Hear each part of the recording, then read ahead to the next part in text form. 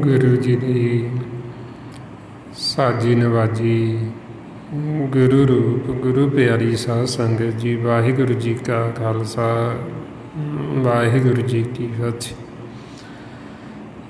गुरमुख प्यारिओ, सतगुरां ने जो आपां नूं गुरबाणी गुरु विच उपदेश बख्शिश कीता है, आपां नूं समझाउंदे कि संसार दे विच साडा मन जदों आउंदा है, इधर ही भवसागर विचारां दा फुरनिआं दा इहदे विच आ जांदा। हुण इह भवसागर नूं असीं अपने आप पार नहीं कर सकते, सानूं भेद नहीं आउंदा इह भवसागर दा, भव जल दा। हुण इह भवसागर तों पार कराउण वास्ते संत जन साडे नाल सहाई हुंदे, ਉਹ ਸਾਨੂੰ ਗਿਆਨ ਦਿੰਦੇ, ਸੋਝੀ ਦਿੰਦੇ। ਸੰਤ ਜਨਾਂ ਦਾ ਸੰਗ ਕਰਕੇ ਅਸੀਂ ਇਹ ਭਵ ਜਲ ਭਵ ਸਾਗਰ ਤੋਂ ਪਾਰ ਹੋ ਜਾਂਦੇ। ਮਾਰੇ ਫਰਮਾਉਂਦੇ ਨੇ, ਸੰਤ ਸਹਾਈ ਜੀ ਕੇ ਭਵ ਜਲ ਤਾਰਨ ਹਾਰ, ਸਭ ਤੇ ਉੱਚੇ ਜਾਣੀਏ ਨਾਨਕ ਨਾਮ ਪਿਆਰ। ਬਈ ਸੰਤ ਜਨ ਸਾਡੇ ਜੀ ਦੇ ਨਾਲ, ਸਾਡੇ ਮਨ ਦੇ ਨਾਲ ਸਹਾਈ ਹੁੰਦੇ, ਅਤੇ ਉਹਨਾਂ ਸੰਤਾਂ ਨੂੰ ਕਹਿੰਦੇ ਸਭ ਤੋਂ ਉੱਚੇ ਜਾਣੀਏ ਜਿਨ੍ਹਾਂ ਦਾ ਪਿਆਰ ਨਾਮ ਦੇ ਨਾਲ, ਸੱਚ ਦੇ ਨਾਲ, ਮਾਲਕ ਦੇ ਨਾਲ। ਉਹ ਆਤਮਿਕ ਤੌਰ 'ਤੇ ਉੱਚੇ ਨੇ, ਉਹਨਾਂ ਦਾ ਮਨ ਉੱਚਾ ਹੈ। ਇਸ ਵਾਸਤੇ ਫਿਰ ਇਹ ਮਾਰਗ 'ਤੇ ਚੱਲਦੇ ਹੋਏ ਜਦ ਤੱਕ ਸਾਨੂੰ ਸੰਤ ਜਨਾਂ ਦਾ ਸੰਗ ਨਹੀਂ ਹੁੰਦਾ, ਅਸੀਂ ਇਹ ਭਵ ਸਾਗਰ ਤੋਂ, ਸੰਸਾਰ ਸਾਗਰ ਤੋਂ ਪਾਰ ਨਹੀਂ ਹੋ ਸਕਦੇ। ਵੈਸੇ ਤਾਂ ਆਪਣੇ ਸਾਰਿਆਂ ਦੇ ਮਨਾਂ ਨੂੰ ਹੀ ਗੁਰਬਾਣੀ ਗੁਰੂ ਵਿੱਚ ਸੰਤ ਆਖੀਏ। ਆਪਾਂ ਸਾਰੇ ਬੱਚੇ ਅਕਾਲ ਪੁਰਖ ਪਰਮੇਸ਼ਰ ਦੇ, ਪਰ ਹੁਣ ਸਾਨੂੰ ਗਿਆਨ ਨਾ ਹੋਣ ਕਰਕੇ, ਨਾ ਭੇਦ ਹੋਣ ਕਰਕੇ ਨਾਮ ਦਾ, ਸੱਚ ਦਾ, ਫਿਰ ਸਾਡੇ ਮਨ ਨੂੰ ਕਹਿੰਦੇ ਅਨਾੜੀ ਅਸੰਤ, ਬਈ ਇਹ ਅਨਾੜੀ ਹੈ, ਵੀ ਇਹਨੂੰ ਭੇਦ ਨਹੀਂ, ਇਹਨੂੰ ਪਤਾ ਨਹੀਂ ਹੈ ਖੇਲ ਦਾ, ਇਹਨੂੰ ਸੋਝੀ ਨਹੀਂ ਹੈ। ਹੁਣ ਵੈਸੇ ਤਾਂ ਸਾਡੇ ਸਾਰਿਆਂ ਦੇ ਮਨਾਂ ਨੂੰ ਹੀ ਸੰਤ ਕਹਿ ਕੇ ਸੰਬੋਧਨ ਕਰਦੇ ਵੀ ਜੇ ਤੁਸੀਂ ਆਤਮਿਕ ਸੁੱਖ ਲੈਣਾ ਚਾਹੁੰਦੇ ਹੋ, ਜੇ ਤੁਸੀਂ ਸਦਾ ਸੁੱਖ ਚਾਹੁੰਦੇ ਹੋ, ਫਿਰ ਤੁਸੀਂ ਸਤਿਗੁਰਾਂ ਦੀ ਸ਼ਰਨ ਦੇ ਵਿੱਚ ਆ। ਮਾਰੇ ਫਰਮਾਉਂਦੇ ਸੰਤੋ ਸੁਣੋ ਸੁਣੋ ਜਨ ਭਾਈ, ਗੁਰ ਕਾਢੀ ਬਾਂਹ ਕੋ ਕੀਜੇ, ਜੇ ਆਤਮ ਕੋ ਸੁਖ ਸੁਖ ਨਿਤ ਲੋੜੋ, ਸਤਿਗੁਰ ਸ਼ਰਨ ਪਵੀਚੇ। ਇਹ ਸੰਤ ਜਨੋ, ਜੇ ਤੁਸੀਂ ਸੁੱਖ ਚਾਹੁੰਦੇ ਹੋ, ਫਿਰ ਤੁਸੀਂ ਸਤਿਗੁਰਾਂ ਦੀ ਸ਼ਰਨ ਦੇ ਵਿੱਚ ਆਓ। ਹੁਣ ਇਸ ਸਤਿਗੁਰਾਂ ਦੀ ਸ਼ਰਨ ਦਾ ਵੀ ਸਾਨੂੰ ਓਨਾ ਸਮਾਂ ਭੇਤ ਨਹੀਂ ਆਉਂਦਾ ਜਿੰਨਾ ਸਮਾਂ ਸਾਨੂੰ ਸਤ ਸੰਗਤ ਨਹੀਂ ਮਿਲਦੀ, ਸਾਨੂੰ ਸੰਤ ਜਨਾਂ ਦਾ ਸੰਗ ਨਹੀਂ ਹੁੰਦਾ। ਉਹ ਸਾਨੂੰ ਭੇਜ ਦਿੰਦੇ ਸ਼ਰਨ ਦਾ, ਵੀ ਸ਼ਰਨ ਦੇ ਵਿੱਚ ਅਸੀਂ ਕਿਵੇਂ ਬੈਠਣਾ, ਕਿੱਥੇ ਹੈ ਸ਼ਰਨ, ਉਹਦਾ ਫਿਰ ਆਪਾਂ ਨੂੰ ਗਿਆਨ ਦਿੰਦੇ, ਸੋਝੀ ਦਿੰਦੇ। ਪਹਿਲਾਂ ਜਦ ਤੱਕ ਸਾਨੂੰ ਹੁਣ ਇਹ ਗਿਆਨ ਨਹੀਂ, ਸੋਝੀ ਨਹੀਂ, ਉਹਨਾਂ ਸਮਾਂ ਅਸੀਂ ਸ਼ਰਨ ਦੇ ਵਿੱਚ ਜਾ ਹੀ ਨਹੀਂ ਸਕਦੇ। ਸਾਨੂੰ ਭੇਦ ਹੀ ਨਹੀਂ ਆਉਂਦਾ ਸ਼ਰਨ ਦਾ, ਅਸੀਂ ਬਹਿੰਦੇ ਹੀ ਨਹੀਂ ਸ਼ਰਨ 'ਚ। ਇਸ ਵਾਸਤੇ ਫਿਰ ਜਿੱਥੇ ਗੁਰਬਾਣੀ ਗੁਰੂ ਵਿੱਚ ਸੱਚ ਦੀ, ਨਾਮ ਦੀ ਮਹਿਮਾ ਕੀਤੀ ਹੈ, ਉੱਥੇ ਉਹਨਾਂ ਗੁਰਮੁਖਾਂ ਦੀ ਵੀ ਉਸਤਤ ਵਡਿਆਈ ਕੀਤੀ ਹੈ, ਜਿਨ੍ਹਾਂ ਨੂੰ ਗੁਰਬਾਣੀ ਗੁਰੂ ਵਿੱਚ ਸੰਤ, ਸਾਧੂ, ਭਗਤ, ਬ੍ਰਹਮ ਗਿਆਨੀ, ਗੁਰਮੁਖ ਕਹਿ ਦਿੱਤਾ, ਗੁਰਸਿੱਖ ਕਹਿ ਦਿੱਤਾ। ਉਹਨਾਂ ਦੀ ਵੀ ਮਹਿਮਾ, ਉਹਨਾਂ ਦੀ ਵੀ ਵਡਿਆਈ ਹੋ ਰਹੀ ਹੈ, ਵੀ ਜਿਹੜੇ ਨਾਮ ਦੇ ਨਾਲ ਜੁੜ ਕੇ, ਜਿਨ੍ਹਾਂ ਨੇ ਮਾਲਕ ਦੇ ਨਾਲ ਮਿਲਾਪ ਕਰ ਲਿਆ। ਇਹਨਾਂ ਸਾਰਿਆਂ ਦਾ ਹੀ ਪਰਮਾਤਮਾ ਨਾਲ ਮਿਲਾਪ ਹੁੰਦਾ। ਸੰਤ ਦਾ ਵੀ ਮਿਲਾਪ ਹੈ, ਸਾਧੂ ਦਾ ਵੀ, ਬ੍ਰਹਮ ਗਿਆਨੀ ਦਾ ਵੀ, ਗੁਰਸਿੱਖ ਦਾ ਵੀ, ਇਹ ਸਾਰਿਆਂ ਦੇ ਮਿਲਾਪ ਹੁੰਦੇ ਮਾਲਕ ਦੇ ਨਾਲ। ਹੁਣ ਜਦੋਂ ਫਿਰ ਅਸੀਂ ਇਹਨਾਂ ਪਾਸ ਆਉਂਦੇ ਹਾਂ, ਇਹ ਸਾਨੂੰ ਮਿਲਾਪ ਦੀ ਹੀ ਕਹਾਣੀ ਦੱਸਦੀ। ਸੰਤ ਜਨ ਸਾਨੂੰ ਉਹਨਾਂ ਨੇ ਇਹੋ ਭੇਦ ਦੇਣਾ ਹੁੰਦਾ ਵੀ ਅਸੀਂ ਪਰਮਾਤਮਾ ਨੂੰ ਕਿਵੇਂ ਮਿਲ ਸਕਦੇ, ਵਾਹਿਗੁਰੂ ਨੂੰ ਅਸੀਂ ਕਿਵੇਂ ਮਿਲਣਾ, ਸਾਡੇ ਜੀਵਨ ਦਾ ਅਸਲ ਮਨੋਰਥ ਕੀ ਹੈ। ਸਾਨੂੰ ਵਿਛੋੜੇ ਤੋਂ ਲੈ ਕੇ ਮਿਲਾਪ ਤੱਕ ਦੀ ਕਹਾਣੀ ਇਹ ਸਾਨੂੰ ਸੰਤ ਜਨਾਂ ਨੇ ਸੁਣਾਉਣੀ, ਇਹ ਸਾਨੂੰ ਭੇਦ ਦੇਣਾ। ਇਸ ਲਈ ਮਾਰੇ ਫਰਮਾਉਂਦੇ ਆਪ ਸੰਤ ਪਿਆਰੇ ਹੋ, ਅਕਥ ਕੀ ਕਰਹਿ ਕਹਾਣੀ, ਕਰਹਿ ਕਹਾਣੀ ਅਕਥ ਕੀਰੀ ਕਿਤ ਦੁਆਰੇ ਪਾਈਏ। ਬਈ ਉਹ ਸੰਤ ਜਨਾਂ ਨੇ ਸਾਨੂੰ ਭੇਜ ਦੇਣਾ ਵੀ ਅਸੀਂ ਕਿਵੇਂ ਵਾਹਿਗੁਰੂ ਨੂੰ ਮਿਲਣਾ, ਕਿਵੇਂ ਅਸੀਂ ਵਿਛੜੇ ਹਾਂ, ਅਤੇ ਵਿਛੋੜੇ ਤੋਂ ਮਿਲਾਪ ਤੱਕ ਦਾ ਸਾਰਾ ਉਹਨਾਂ ਨੇ ਰਸਤਾ ਦੱਸੀ ਜਾਣਾ ਸਾਨੂੰ। ਇਹ ਫਿਰ ਸੰਤਾਂ ਦੀ ਡਿਊਟੀ ਹੈ, ਅਕਾਲ ਪੁਰਖ ਨੇ ਲਾਈ ਵਾਹਿਗੁਰੂ ਨੂੰ। ਸਤਿਗੁਰੂ ਫਰਮਾਉਂਦੇ ਕਹੇ ਨਾਨਕ ਸੁਣੋ ਸੰਤ ਕਥਿਓ ਕਥ ਕਹਾਣੀ। ਬਈ ਉਹਨਾਂ ਸੰਤਾਂ ਨੇ ਕਥ ਕਹਾਣੀ ਕਰ, ਚਾਹੇ ਕਿਸੇ ਨੂੰ ਸਮਝ ਲੱਗੇ ਚਾਹੇ ਨਾ ਲੱਗੇ, ਉਹਨਾਂ ਨੇ ਆਪਦੀ ਕਥ ਕਹਾਣੀ ਕੀਤੀ ਜਾਣੀ। ਉਹਨਾਂ ਨੇ ਕੋਈ ਸੰਸਾਰ ਦੀ ਕਹਾਣੀ ਨਹੀਂ ਸਾਨੂੰ ਸੁਣਾਉਣੀ, ਉਹਨਾਂ ਨੇ ਸਾਨੂੰ ਕੋਈ ਜੋੜ ਸਾਖੀਆਂ ਨਹੀਂ ਸੁਣਾਉਣੀਆਂ ਮਨ ਘੜਤ। ਉਹਨਾਂ ਨੇ ਕਥ ਕਹਾਣੀ ਹੀ ਕਰਨੀ, ਕਿਉਂਕਿ ਮਾਲਕ ਦਾ ਹੁਕਮ ਹੈ ਵੀ ਇਹੀਓ ਕਰਨੀ। ਇਸ ਵਾਸਤੇ ਉਹ ਫਿਰ ਇਹ ਕਥ ਕਹਾਣੀ ਹੀ ਕਰਦੇ। ਉਹ ਕੋਈ ਸਾਨੂੰ ਸੰਸਾਰ ਦੀਆਂ ਗੱਲਾਂ ਨਹੀਂ ਸੁਣਾਉਂਦੇ, ਦੁਨਿਆਵੀ ਮਾਇਆ ਦੀਆਂ। ਇਸ ਵਾਸਤੇ ਮਹਾਰਾਜ ਕਹਿੰਦੇ ਵੀ ਉਹਨਾਂ ਦਾ ਜਦੋਂ ਸਾਨੂੰ ਸੰਗ ਹੁੰਦਾ ਹੈ, ਸੰਤਾਂ ਦਾ। ਫਿਰ ਸਾਨੂੰ ਅਕਥ ਕਹਾਣੀ ਸੁਣਾਉਂਦੇ, ਸ਼ਬਦ ਦੀ ਵਿਚਾਰ ਕਰਦੇ, ਨਾਮ ਦੀ ਮਹਿਮਾ ਕਰਦੇ। ਫਿਰ ਉਹ ਵਡਿਆਈ, ਉਹ ਉਸਤਤ ਜਦੋਂ ਅਸੀਂ ਉਹਨਾਂ ਦੇ ਮੁਖ ਤੋਂ ਸੁਣਦੇ, ਉਹਦੇ ਨਾਲ ਸਾਡੇ ਮਨ ਦੀ ਮੈਲ ਉਤਰਦੀ। ਉਹ ਵਚਨ ਅੰਮ੍ਰਿਤਮਈ ਹੁੰਦੇ। ਉਹ ਵਚਨਾਂ ਦੀ ਧੂੜੀ ਜਦੋਂ ਸਾਡੇ ਮਨ ਦੇ ਉੱਤੇ ਪੈਂਦੀ, ਉਹਦੇ ਨਾਲ ਸਾਡਾ ਮਨ ਨਿਰਮਲ ਹੋ ਜਾਂਦਾ ਸੀ। ਇਸ ਲਈ ਮਹਾਰਾਜ ਕਹਿੰਦੇ ਵੀ ਜਿਹੜੇ ਹਰੀ ਦੇ ਸੰਤ, ਪਰਮਾਤਮਾ ਦੇ, ਉਹਨਾਂ ਦਾ ਸੰਗ ਕਰਕੇ ਸਾਡੇ ਮਨ ਤੋਂ ਇਉਂ ਮੈਲ ਲੈਂਦੀ, ਜਿਵੇਂ ਕੱਪੜਾ ਸੰਗ ਕਰ ਲੈਂਦਾ ਸਾਬਣ ਦਾ, ਉਹਦੀ ਮੈਲ ਲੈ ਜਾਂਦੀ। ਸਤਿਗੁਰੂ ਫਰਮਾਉਂਦੇ, ਹਰ ਕੀ ਸੰਤ ਸੰਤ ਭਲ ਨੀਕੇ, ਮਿਲ ਸੰਤ ਜਨਾ ਮਲ ਲਹੀਏ। ਹਉਮੈ ਦੁਰਦ ਗਈ ਸਭ ਨੀਕਰ, ਜਿਉ ਕਾਪੜ ਸਾਬਣ ਕਰੇ। ਬਈ ਜਿਵੇਂ ਉਹ ਕੱਪੜਾ ਨੂੰ ਸਾਬਣ ਲਾ ਕੇ ਮੈਲ ਉਹਦੀ ਉਤਰ ਗਈ, ਇਸੇ ਤਰ੍ਹਾਂ ਸਾਡੇ ਮਨ ਦੀ ਮੈਲ ਉਤਰਦੀ ਸੰਤ ਜਨਾਂ ਦਾ ਸੰਗ ਕਰਕੇ। ਫਿਰ ਆਪ ਨੂੰ ਸਮਝਾਉਂਦੇ ਬਈ ਉਹ ਸੰਤ ਜਨਾਂ ਦਾ ਜਦੋਂ ਅਸੀਂ ਸੰਗ ਕਰਦੇ, ਉਹਨਾਂ ਦੀ ਨਿਸ਼ਾਨੀ ਹੀ ਇਹ ਹੈ, ਉਹਨਾਂ ਨੇ ਆਪ ਵੀ ਸਿਮਰਨ ਕਰਨਾ ਅਤੇ ਸਾਨੂੰ ਵੀ ਸਿਮਰਨ ਕਰਾਉਣਾ। ਮਾਰੇ ਫਰਮਾਉਂਦੇ, ਸਾਜਨ ਸੰਤ ਕਰੋ ਏ ਕਾਮ, ਆਨ ਤਿਆਗ ਜਪੋ ਹਰ ਨਾਮ। ਸਿਮਰ ਸਿਮਰ ਸਿਮਰ ਸੁਖ ਪਾਵੋ, ਆਪ ਜਪੋ ਅਵਰਾ ਨਾਮ ਜਪਾਵੋ। ਉਹਨਾਂ ਨੇ ਆਪ ਵੀ ਜਪਣਾ ਅਤੇ ਨਾਲ ਸਾਨੂੰ ਵੀ ਜਪਾਉਣਾ, ਵੀ ਤੁਸੀਂ ਵੀ ਜਪੋ, ਤੁਸੀਂ ਵੀ ਸਿਮਰਨ ਕਰੋ।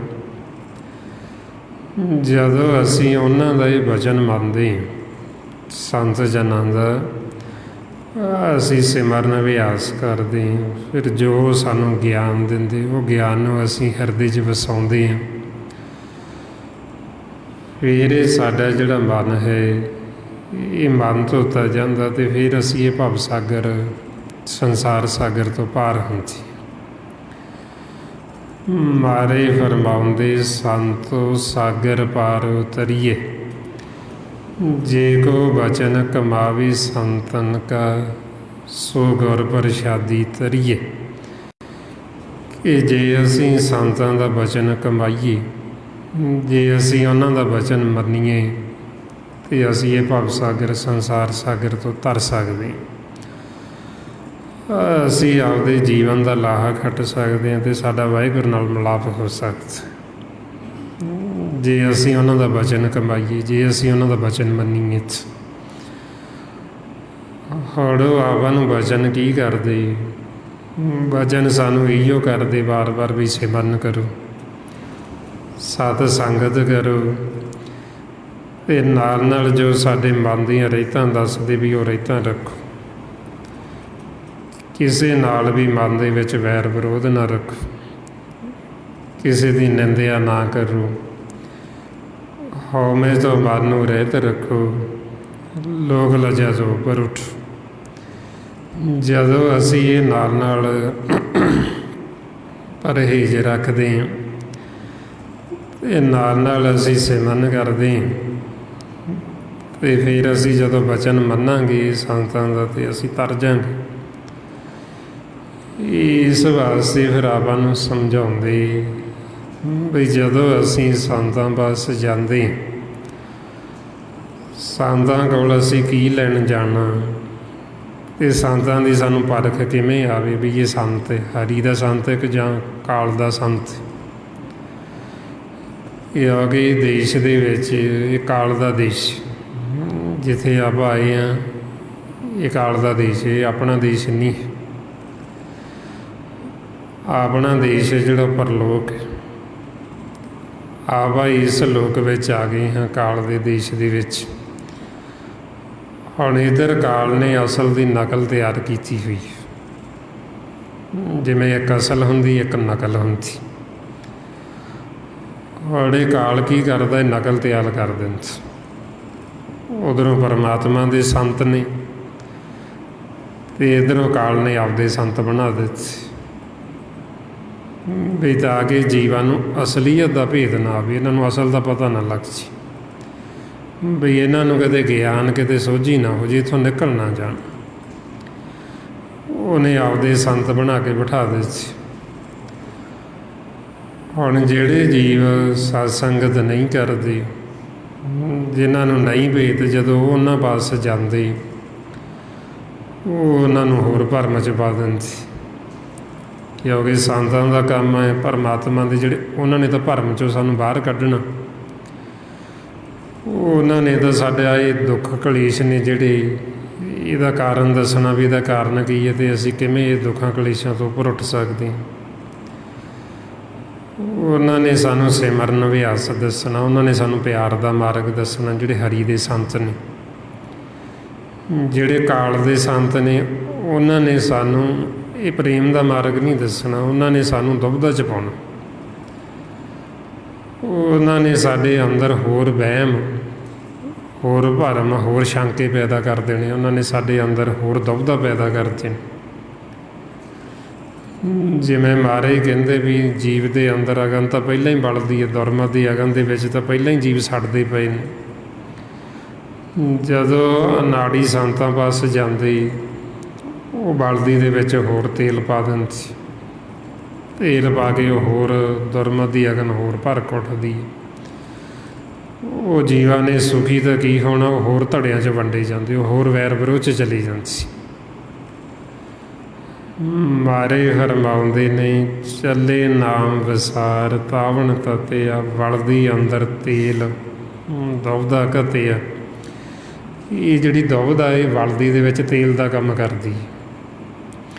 ਦੁਬਿਧਾ ਕੀ ਬਈ ਕਿਸੇ ਨੂੰ ਵਹਿਮ ਭਰਮ 'ਚ ਪਾ ਦੇਣਾ, ਉਹਦੇ ਅੰਦਰ ਦੁਬਿਧਾ ਪੈਦਾ ਕਰਦੀ। ਉਹ ਕੀ ਹੈ, ਬਲਦੀ 'ਚੋਂ ਤੇਲ ਦਾ ਕੰਮ ਕਰਦੀ। ਵੀ ਪਹਿਲਾਂ ਅੱਗ ਤਾਂ ਪਹਿਲਾਂ ਹੀ ਬਲਦੀ ਸਾਡੇ ਅੰਦਰ, ਉਹ ਹੋਰ ਤੇਲ ਪਾ ਦਿੱਤਾ ਉਹਨਾਂ ਨੇ ਵਿੱਚ,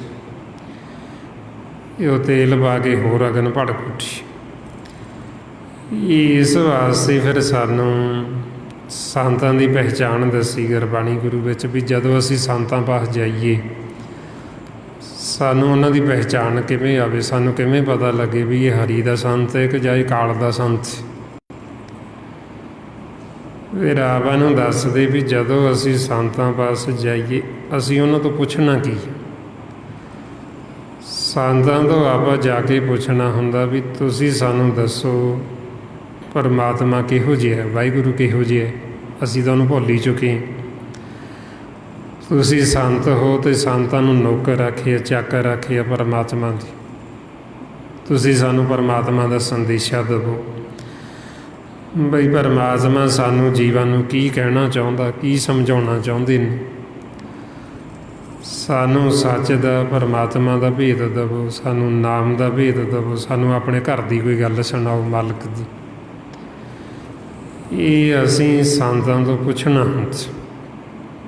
ਜੇ ਤਾਂ ਉਹ ਪਰਮਾਤਮਾ ਦਾ ਸੰਤ ਹੈ, ਜਦੋਂ ਅਸੀਂ ਉਹ ਤੋਂ ਪੁੱਛਾਂਗੇ ਵੀ ਸੁਣਾਓ ਕੋਈ ਪਰਮਾਤਮਾ ਦਾ ਬਚਨ, ਅਤੇ ਉਹ ਬੜਾ ਖੁਸ਼ ਹੋਏਗਾ। ਸਾਡੀ ਇਹ ਗੱਲ ਸੁਣ ਕੇ ਉਹਨੂੰ ਬੜਾ ਚਾਅ ਚੜ੍ਹੇਗਾ ਬਈ ਸ਼ੁਕਰ ਹੈ ਕੋਈ ਪਰਮਾਤਮਾ ਦੀ ਗੱਲ ਵੀ ਪੁੱਛਣੀ ਚਾਹੁੰਦਾ, ਬਈ ਨਹੀਂ ਤਾਂ ਇਹ ਸੰਸਾਰ 'ਚ ਮਾਇਆ ਦੀ ਵਪਾਰੀ ਨੇ ਜੀਵ, ਪਰਮਾਤਮਾ ਨੂੰ ਕੋਈ ਮਿਲਣਾ ਨਹੀਂ ਚਾਹੁੰਦਾ।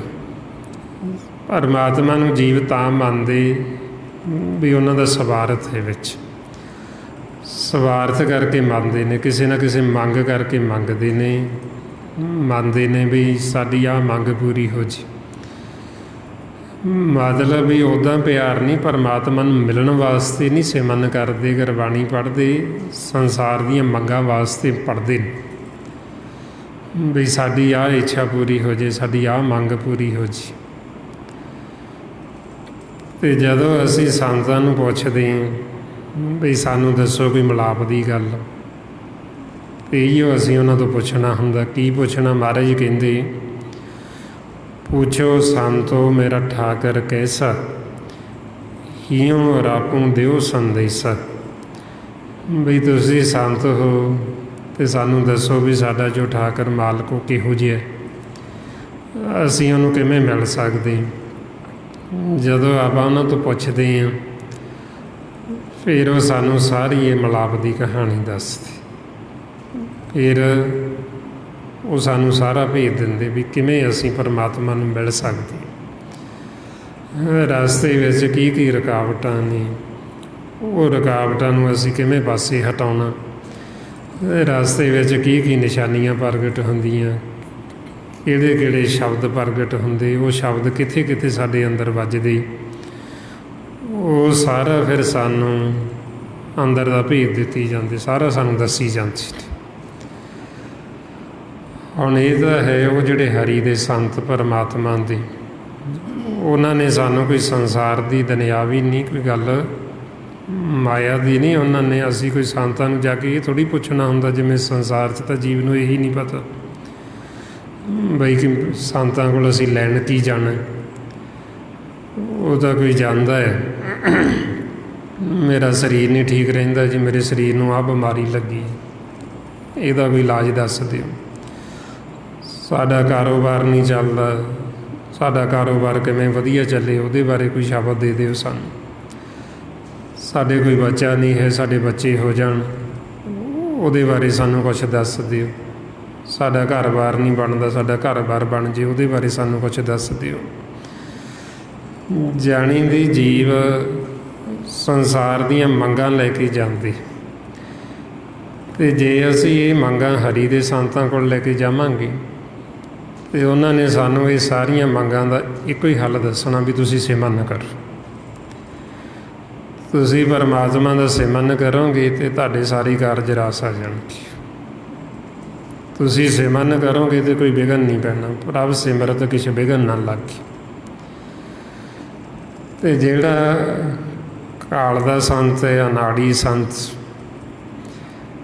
ਜੇ ਅਸੀਂ ਉਹਦੇ ਕੋਲ ਜਾਵਾਂਗੇ, ਉਹਨੂੰ ਜੇ ਅਸੀਂ ਭੁਲੇਖੇ ਨਾਲ ਕੋਈ ਮਾਲਕ ਦੀ ਗੱਲ ਪੁੱਛ ਲਈਏ ਅਤੇ ਉਹਨੇ ਸਾਨੂੰ ਮਾਲਕ ਦੀ ਤਾਂ ਕੋਈ ਗੱਲ ਸੁਣਾਉਣੀ ਨਹੀਂ। ਉਹਨੇ ਸਾਨੂੰ ਨਾਮ ਦਾ ਭੇਤ ਨਹੀਂ ਦੇਣਾ, ਉਹਨੇ ਸਾਨੂੰ ਇਹ ਨਹੀਂ ਦੱਸਣਾ ਵੀ ਸਾਡੇ ਜੀਵਨ ਦਾ ਅਸਲ ਮਨੋਰਥ ਕੀ। ਉਹਨੇ ਤਾਂ ਸਾਨੂੰ ਇਹੋ ਪੁੱਛਣਾ ਵੀ ਦੱਸੋ ਕੀ ਮੰਗ ਲੈ ਕੇ ਆਏ ਹੋ। ਅਤੇ ਉਹ ਸੰਸਾਰ ਦੀਆਂ ਮੰਗਾਂ ਹੀ ਜੀਵ ਜਦੋਂ ਲੈ ਕੇ ਜਾਂਦਾ ਹੈ ਅਤੇ ਉਹਨਾਂ ਨੂੰ ਫਿਰ ਹੋਰ ਵਹਿਮ 'ਚ, ਹੋਰ ਭਰਮ 'ਚ ਪਾਉਣਾ ਉਹਨਾਂ ਨੂੰ ਸੌਖਾ ਹੋ ਜਾਂਦਾ, ਕਿਉਂਕਿ ਭਰਮ 'ਚ ਤਾਂ ਪਹਿਲਾਂ ਹੀ ਜੀ ਪਿਆ ਹੋਏ, ਉਹ ਹੋਰ ਭਰਮ 'ਚ ਪਾ ਦਿੰਦੇ ਬਈ ਤੁਸੀਂ ਆਹ ਸ਼ਬਦ ਦਾ ਜਾਪ ਕਰ ਲਓ, ਤੁਹਾਡਾ ਆਹ ਕੰਮ ਹੋ ਜਾਏਗਾ, ਤੁਸੀਂ ਇਹਦਾ ਜਾਪ ਕਰ ਲਓ, ਤੁਹਾਡਾ ਆਹ ਕੰਮ ਹੋ ਜਾਏਗਾ। ਅਤੇ ਫਿਰ ਜੀਵ ਨੂੰ ਨਾ ਭੇਦ ਹੋਣ ਕਰਕੇ ਜਦੋਂ ਉਹਨਾਂ ਪਾਸ ਜਾਂਦਾ, ਉਹ ਕਹਿੰਦਾ ਵੀ ਉਹ ਕਿਹੜਾ ਕੋਈ ਮਾੜੀ ਗੱਲ ਕਹਿੰਦੇ, ਉਹ ਵੀ ਤਾਂ ਗੁਰਬਾਣੀ ਨਾਲ ਹੀ ਜੋੜਦੀ, ਗੁਰਬਾਣੀ ਦਾ ਹੀ ਸ਼ਬਦ ਦਿੰਦੇ, ਉਹੀਓ ਦੱਸਦੇ ਵੀ ਆਹ ਕਰੋ। ਹੁਣ ਗੁਰਬਾਣੀ ਗੁਰੂ ਕੀ ਕਹਿ ਰਹੇ, ਨਾ ਤਾਂ ਉਹ ਕਾਲ ਦੇ ਸੰਤ ਨੂੰ ਪਤਾ ਹੈ, ਅਤੇ ਨਾ ਜਿਹੜਾ ਇੱਦਾਂ ਕਹਿੰਦਾ ਵੀ ਉਹ ਕਿਹੜਾ ਕੁਛ ਹੋਰ ਦੱਸਦੇ, ਨਾ ਉਹਨੂੰ ਪਤਾ ਵੀ ਗੁਰਬਾਣੀ ਗੁਰੂ ਕਹਿੰਦੇ ਕੀ ਨੇ ਸਾਨੂੰ। ਗੁਰਬਾਣੀ ਗੁਰੂ ਸਾਨੂੰ ਜੋ ਭੇਤ ਦੇ ਰਹੇ, ਉਹ ਸਾਨੂੰ ਫਿਰ ਹਰੀ ਦੇ ਸੰਤਾਂ ਨੇ ਦੱਸਣਾ ਵੀ ਗੁਰਬਾਣੀ ਨੂੰ ਅਸੀਂ ਇਸ ਕਰਕੇ ਨਹੀਂ ਪੜ੍ਹਨਾ ਬਈ ਸਾਡਾ ਸੰਸਾਰ ਦਾ ਕੰਮ ਕਾਰ ਨਹੀਂ ਚੱਲਦਾ ਵੀ ਅਸੀਂ ਤਾਂ ਪੜ੍ਹੀਏ। ਗੁਰਬਾਣੀ ਦਾ ਸਾਨੂੰ ਸਾਰਾ ਪਰਮਾਤਮਾ ਵਾਹਿਗੁਰੂ ਨੂੰ ਮਿਲਾਪ ਦਾ ਰਸਤਾ ਦੱਸਿਆ ਵੀ ਅਸੀਂ ਕਿਵੇਂ ਵਾਹਿਗੁਰੂ ਨੂੰ ਮਿਲ ਸਕਦੇ, ਇਹ ਸਾਨੂੰ ਭੇਜ ਦਿੰਦੇ ਨੇ। ਗੁਰਬਾਣੀ ਗੁਰੂ ਦਾ ਸਾਨੂੰ ਕਹਿ ਰਹੇ ਵੀ ਇਹ ਬੈਖਾ, ਇਹ ਜ਼ਹਿਰ, ਬਈ ਜਿੰਨੀ ਸਾਨੂੰ ਲੋੜ ਹੈ ਉਹਨਾਂ ਦਾ ਸਾਨੂੰ ਬਿਨਾਂ ਮੰਗਿਆਂ ਤੋਂ ਹੀ ਦਿੱਤੀ ਜਾਂਦਾ। ਮਾਲਕ ਸਾਨੂੰ ਮੰਗਣ ਦੀ ਲੋੜ ਹੀ ਨਹੀਂ ਉਸ ਤੋਂ, ਕਿਉਂਕਿ ਮੰਗੀ ਦਾ ਤਾਂ ਉਹ ਤੋਂ ਹੈ ਵੀ ਜਿਹਨੂੰ ਪਤਾ ਨਾ ਹੋਵੇ, ਜਿਹੜਾ ਜਾਣਦਾ ਨਾ ਹੋਵੇ, ਉਹ ਤਾਂ ਅੰਤਰਜਾਮੀ ਹੈ ਵਾਹਿਗੁਰੂ। ਉਹ ਤਾਂ ਬਿਨਾਂ ਮੰਗਿਆਂ ਤੋਂ ਹੀ, ਬਿਨਾਂ ਬੋਲਿਆਂ ਤੋਂ ਹੀ ਜਾਣਦਾ ਵੀ ਮੇਰੇ ਬੱਚਿਆਂ ਨੂੰ ਕਿਹੜੀ ਚੀਜ਼ ਦੀ ਲੋੜ ਹੈ ਅਤੇ ਕਦੋਂ ਲੋੜ ਹੈ। ਉਹ ਸਮੇਂ ਮੁਤਾਬਕ ਸਾਡੀਆਂ ਸਾਰੀਆਂ ਲੋੜਾਂ ਪੂਰੀਆਂ ਕਰਦਾ, ਸਾਡੇ ਮਨ ਦੀਆਂ ਵੀ, ਸਾਡੇ ਤਨ ਦੀਆਂ ਵੀ। ਭਾਈਆਂ ਮਾਰੇ ਸੱਚੇ ਪਾਤਸ਼ਾਹ ਸਮਝਾਉਂਦੇ, ਕਹਿੰਦੇ ਬਿਨ ਬੋਲਿਆਂ ਸਭ ਕੁਛ ਜਾਣਦਾ, ਕੈਸਾ ਅੱਗੇ ਕੀਜੇ ਅਰਦਾਸ। ਵੀ ਉਹ ਤਾਂ ਬਿਨਾਂ ਬੋਲਿਆਂ ਤੋਂ ਹੀ ਸਭ ਕੁਛ ਜਾਣਦਾ ਹੈ। ਜਿੰਨੀ ਸਾਨੂੰ ਲੋੜ ਹੈ ਉਹਨਾਂ ਸਾਨੂੰ ਮਾਲਕ ਦਿੱਤੀ ਜਾਂਦਾ। ਹੁਣ ਜੀਵ ਜਦੋਂ ਲੋੜ ਤੋਂ ਵੱਧ ਲੋਭ ਵਸ ਹੋ ਕੇ ਮੰਗਦਾ ਵੀ ਮੈਨੂੰ ਆ ਵੀ ਚਾਹੀਦਾ, ਮੈਨੂੰ ਆ ਵੀ ਚਾਹੀਦਾ, ਹਾਲਾਂਕਿ ਉਹਦੇ ਕੋਲ ਹੈ ਸਾਰਾ ਕੁਛ ਹੀ ਹੈ, ਪਰ ਉਹਨੇ 'ਤੇ ਉਹਨੂੰ ਸਬਰ ਨਹੀਂ ਹੈ, ਉਹਨੂੰ ਸੰਤੋਖ ਨਹੀਂ ਹੈ। ਕਿਉਂ ਨਹੀਂ ਸਬਰ, ਕਿਉਂ ਨਹੀਂ ਸੰਤੋਖ? ਕਿਉਂਕਿ ਉਹ ਸਿਮਰ ਨਹੀਂ ਕਰਦਾ। ਉਹਨੂੰ ਤਾਂ ਸਬਰ ਨਹੀਂ, ਉਹਨੂੰ ਸੰਤੋਖ ਨਹੀਂ ਹੈ, ਉਹਦੀ ਸੰਤੁਸ਼ਟੀ ਨਹੀਂ ਹੈ। ਉਹ ਲੋਭ ਵਸ ਹੋ ਕੇ ਫਿਰ ਹੋਰ ਮੰਗਦਾ ਆ ਕੇ ਵੀ ਮੈਨੂੰ ਆ ਵੀ ਚਾਹੀਦਾ, ਮੈਨੂੰ ਆਹ ਚਾਹੀਦਾ, ਮੈਨੂੰ ਹੋਰ ਚਾਹੀਦਾ। ਅਤੇ ਉਦੋਂ ਮਹਾਰਾਜ ਕਹਿੰਦੇ ਵੀ ਇਹ ਜੋ ਤੂੰ ਮੰਗਦਾ ਹੈ ਇਹ ਬਿੱਖ, ਇਹ ਜ਼ਹਿਰ ਹੈ। ਇਹ ਬਿੱਖ ਜ਼ਹਿਰ ਤੇਰੇ ਨਾਲ ਨਹੀਂ ਜਾਣੀ। ਇਹ ਜ਼ਹਿਰ ਨੇ ਤੇਰਾ ਹੋਰ ਸੁੱਧ ਬੁੱਧ ਮਾਰ ਦੇਣੀ, ਤੈਨੂੰ ਹੋਰ ਕਮਲਾ ਕਰ ਦੇਣਾ ਇਹਨੇ। ਇਸ ਲਈ ਫਿਰ ਮਹਾਰਾਜ ਕਹਿੰਦੇ ਸਾਥ ਨ ਚਾਲੇ ਬਿਨ ਭਜਨ, ਵਿਖਿਆ ਸਗਲੀ ਸ਼ਾਰ। ਵੀ ਇਹ ਤਾਂ ਸਾਰਾ ਕੁਛ ਹੀ ਬਿੱਖ ਹੈ, ਜ਼ਹਿਰ ਜਿਹੜਾ ਤੂੰ ਮੰਗ ਰਹੇ। ਹੁਣ ਇਹੀਓ ਸਾਨੂੰ ਸੰਤ ਜਨਾਂ ਨੇ ਭੇਜ ਦੇਣਾ ਵੀ ਜਿੰਨੀ ਸਾਨੂੰ ਲੋੜ ਹੈ, ਜਿੰਨਾ ਸਾਨੂੰ ਦਿੱਤਾ ਮਾਲਕ ਦਾ ਸ਼ੁਕਰ ਕਰੋ, ਉਨਾ ਹੀ ਬਹੁਤ ਹੈ। ਬਈ ਤੁਸੀਂ ਹੁਣ ਜਿਸ ਮਕਸਦ ਵਾਸਤੇ ਆਏ ਹੋ ਉਹਨੂੰ ਪੂਰਾ ਕਰੋ। ਤੁਸੀਂ ਇਹ ਦੇਖੋ ਵੀ ਤੁਹਾਨੂੰ ਸਬਰ ਸੰਤੋਖ ਆਉਂਦਾ ਕਿਉਂ ਨਹੀਂ। ਵੀ ਜਿਨ੍ਹਾਂ ਕੋਲ ਜਿੰਨਾ ਤੁਹਾਡੇ ਕੋਲ ਹੈਗਾ, ਜਿਨ੍ਹਾਂ ਕੋਲ ਇੰਨਾ ਵੀ ਨਹੀਂ ਹੈ, ਇਹਦੋਂ ਵੀ ਥੋੜ੍ਹਾ ਹੈ। ਅਤੇ ਇਸ ਵਾਸਤੇ ਫਿਰ ਮਹਾਰਾਜ ਸਮਝਾਉਂਦੇ ਵੀ ਜੀਵ ਨੂੰ ਓਨਾ ਸਮਾਂ ਸਬਰ ਸੰਤੋਖ ਆਉਣਾ ਹੀ ਨਹੀਂ ਜਿੰਨਾ ਸਮਾਂ ਉਹ ਸਿਮਰਨ ਭਗਤੀ ਕਰੇ ਕਰਨੀ। ਭਾਈਆਂ ਫਿਰ ਮਹਾਰਾਜ ਸਮਝਾਉਂਦੇ ਵੀ ਜਿੰਨੀ ਸਾਨੂੰ ਲੋੜ ਹੈ ਉਹਨਾਂ ਦਾ ਸਾਨੂੰ ਮਾਲਕ ਦਿੱਤੀ ਜਾਂਦਾ ਹੈ। ਅਤੇ ਜਦੋਂ ਅਸੀਂ ਲੋੜ ਤੋਂ ਵੱਧ ਮੰਗਦੇ ਹਾਂ ਅਤੇ ਉਹਦਾ ਹੀ ਨਾੜੀ ਸੰਤ ਫਾਇਦਾ ਚੁੱਕਦੇ। ਹਾਲਾਂਕਿ ਉਹਨਾਂ ਨੂੰ ਪਤਾ ਹੈ ਬਈ ਉਹਨਾਂ ਪੱਲੇ ਹੈ ਕੁਛ ਨਹੀਂ ਉਹਨਾਂ ਦੇ, ਉਹਨਾਂ ਨੇ ਸਿਰਫ ਸਾਨੂੰ ਭਰਮ 'ਚ ਪਾਉਣਾ। ਉਹਨਾਂ ਨੇ ਸਗੋਂ ਦੇ ਸਾਤੋਂ ਹੋਰ ਪੂੰਜੀ ਸਾਡੀ ਖਰਚ ਕਰਾ ਦੇਣੀ।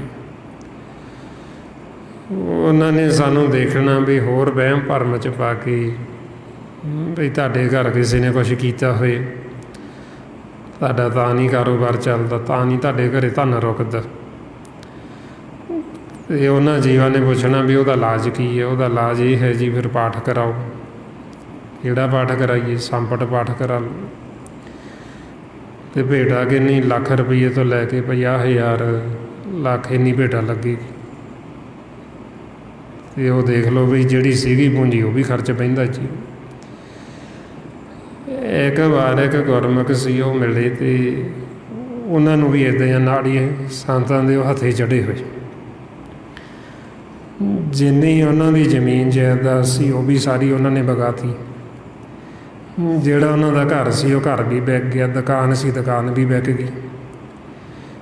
ਉਹਨਾਂ ਨੂੰ ਨਾੜੀ ਸੰਤਾਂ ਨੇ ਆਖਿਆ ਤੁਹਾਡੇ ਘਰੇ ਪੀਰ ਹੈ, ਉਹ ਤਾਂ ਕਰਕੇ ਤੁਹਾਡੇ ਘਰੋਂ ਬਿਮਾਰੀ ਨਹੀਂ ਜਾਂਦੀ। ਉਹ ਉਹਨਾਂ ਦੇ ਘਰ ਦੇ ਬਿਮਾਰ ਰਹਿੰਦੀ ਸੀ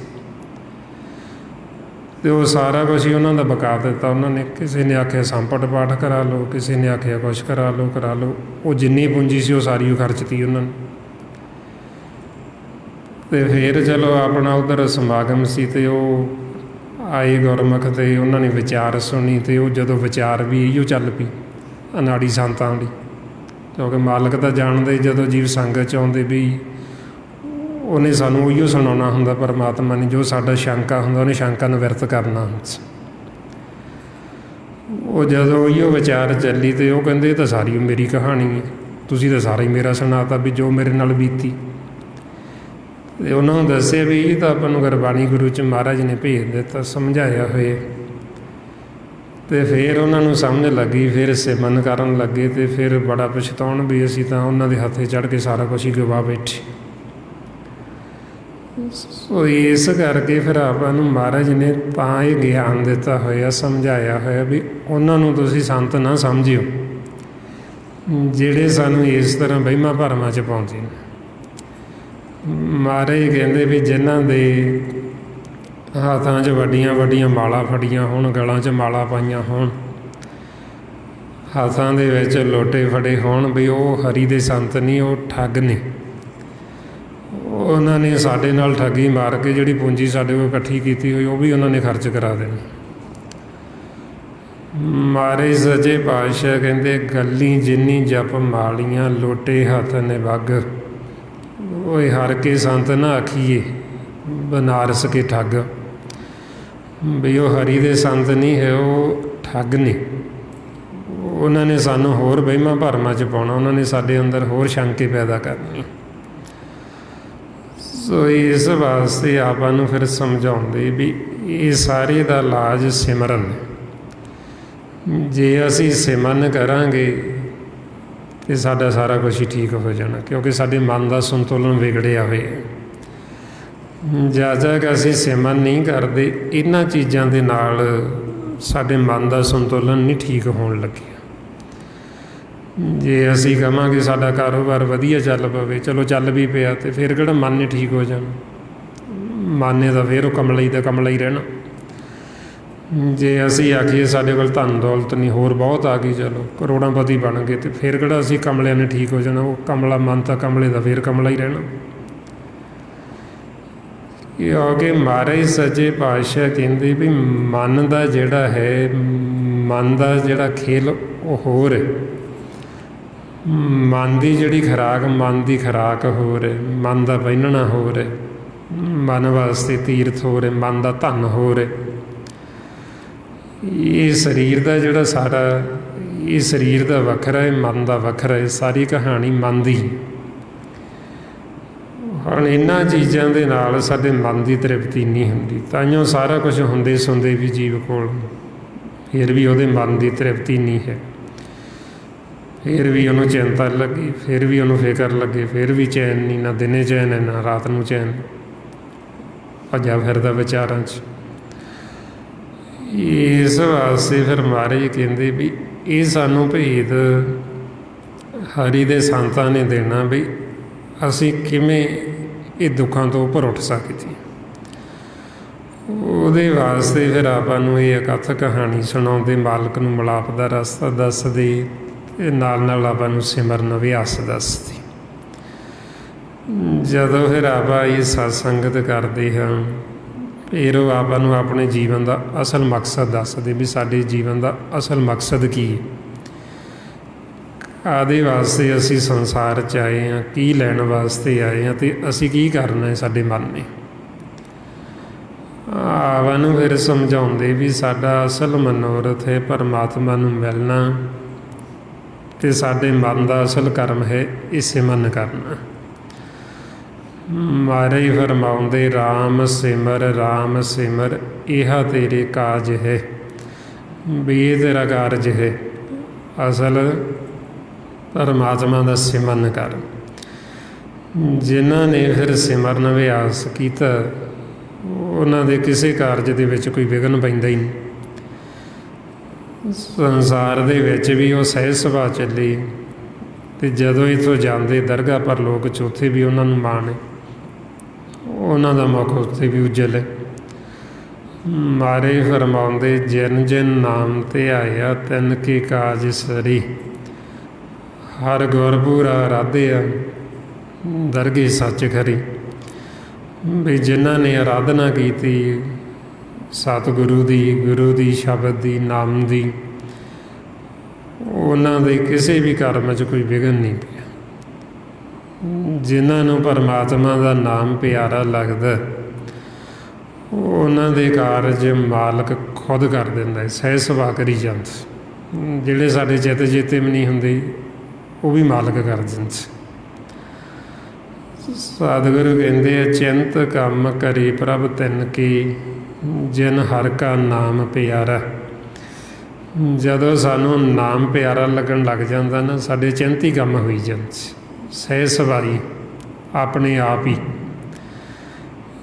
ਇਸ ਵਾਸਤੇ ਫਿਰ ਜਦੋਂ ਆਪਾਂ ਸੇਵਕ ਬਣ ਗਏ ਮਾਲਕ ਦੀ, ਫਿਰ ਉਹ ਸਾਨੂੰ ਨੇੜੇ ਹੋ ਕੇ ਮਾਲਕ ਦਿਖਾਉਂਦਾ ਬਈ ਤੁਸੀਂ ਫਿਕਰ ਨਹੀਂ ਕਰਨਾ, ਚਿੰਤਾ ਨਹੀਂ ਕਰਨਾ, ਤੁਹਾਡੇ ਵਿੱਚ ਮੈਂ ਆਪ ਖਲੋਤਾ। ਮਹਾਰਾਜ ਕਹਿੰਦੇ ਆਪਣੇ ਸੇਵਕ ਕੀ ਆਪੇ ਰਾਖੇ, ਆਪੇ ਨਾਮ ਜਪਾਵੇ। ਜਹ ਜਹ ਕਾਜ ਕਿਰਤ ਸੇਵਕ ਕੀ, ਤਹਾਂ ਤਹਾਂ ਉਠ ਧਾਵੇ। ਸੇਵਕ ਕੋ ਨੈਗਟੀ ਹੋਈ ਦਿਖਾਵੇ।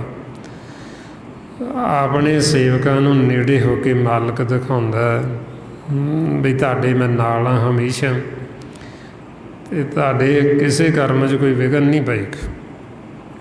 ਜਦੋਂ ਮਾਲਕ ਹੀ ਵਿੱਚ ਆ ਕੇ ਖਲੋ ਗਿਆ, ਅਤੇ ਸਾਡਾ ਤਾਂ ਉਦਾਂ ਹੀ ਨਹੀਂ ਬਲ ਵਿੰਗਾ ਹੁੰਦਾ।